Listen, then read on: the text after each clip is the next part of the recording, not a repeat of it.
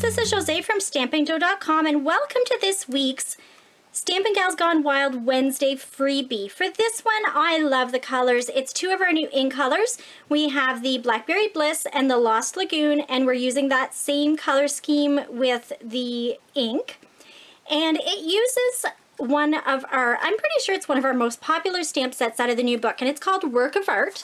And you can see it has lots of different stamps to work with, and it is really versatile. So we're actually going to be using this one here that kind of looks like a paintbrush, and we're going to use this greeting set here. So let's get started. We're going to start out with a piece of Whisper White cardstock cut to 3.5 by 4.5, and we're going to use the Blackberry Bliss ink. Now this one here for me is really, really inky, so I don't press too hard. But you want to make sure that you're getting even coverage. So we're going to go just a little bit down from the top, and we're going to make sure that it's nice and even coverage, and then we're going to lift and go down just a little bit more. Give it even pressure. And then one more time, so you have 3 different versions of that color. Now, you can do this obviously with any of our ink pads, but there's something different I love about the Blackberry Bliss and how it does these 3 different purples. Next, we're going to take the StazOn ink color, and we're going to take our greeting, and we're just going to stamp it a little bit on top of our lighter color, and then leave a little bit of space for your ribbon. I'm going to adhere that to my Lost Lagoon cardstock. Again, another beautiful color, and these two go so well together. Look at that. Isn't that beautiful? You need these 2 colors. All right, we're going to glue that on. You can see that we've left a bigger mat than we normally do. Sometimes it's kind of different, and, you know, thinking outside the box is a good thing. Not always stuck to the same measurements of cards that we do. So we're going to put that on. And then we've taken 2 different snips of ribbon, and this is our Lost Lagoon ribbon. It's our new stitched satin, and it is beautiful in real life.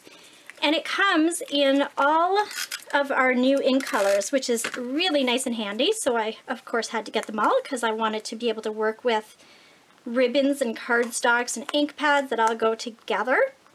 And I know I've said it before, but I love how Stampin' Up! Makes it easy for us to be able to work with colors that coordinate and punches and stamps and all that fun stuff. So we're just going to tie a knot on our second one. You can see I went underneath and just tied a knot, and then for the first one I just had the little tails on the back. So now we can cut our edges, make them look just a little prettier, and then glue that right on top of our back cardstock that creates our cards. And I love this card because it does have this fun little stamping off technique on it, but really, it's very simple to make. Next, we're going to do the same thing as far as the stamping off, and we're going to use our Petite Petals stamp set, and it has 6 different flowers that are the exact same size, so they coordinate with our punch. So we're going to stamp it once, twice, and then 3 times, so that we have 3 different shades of that flower. And our coordinating punch will punch those right out, so we don't have to use scissors to fussy cut, as some of my customers call it. So now that we have our 3 flowers punched out, we are going to take the 2 lightest ones and add a little bit of snail in the back and place them right on top of our nice colors. Like that. And then our last one, the darkest one, is going to go on with a dimensional, so you have a little bit of a pop in your card. It's not just one dimensional. And we're going to place that just kind of on top. Now, of course, you can be done your card right now. However, if you know me at all, you know I love these rhinestones, and they are perfect for adding some bling to our card. So I want to place a few of those. So definitely one on my flower, and then you can place as many or as little as you want, but let's get this one kind of blingy it up. And then maybe one more on that darker purple. There we go. Do you think that's enough bling? We could obviously bling the whole card one day. I think we'll need to one day do like a whole bling border. All right, so what do you think? Do you like it with the rhinestones?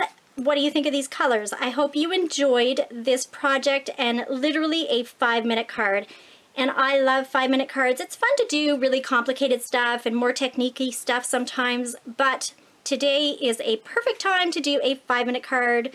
Since it's the summer, I find a lot of us are rushed doing kids activities and all that fun stuff, so perfect one. You could do like a happy birthday and be out the door in 5 minutes. So thanks a lot for joining both Connie and I every single Wednesday for our video tutorials and our tips. And don't forget that if you spend $20 in my store or $20 in Connie's store, you will get our 6 exclusive videos for the month. So thanks again for watching.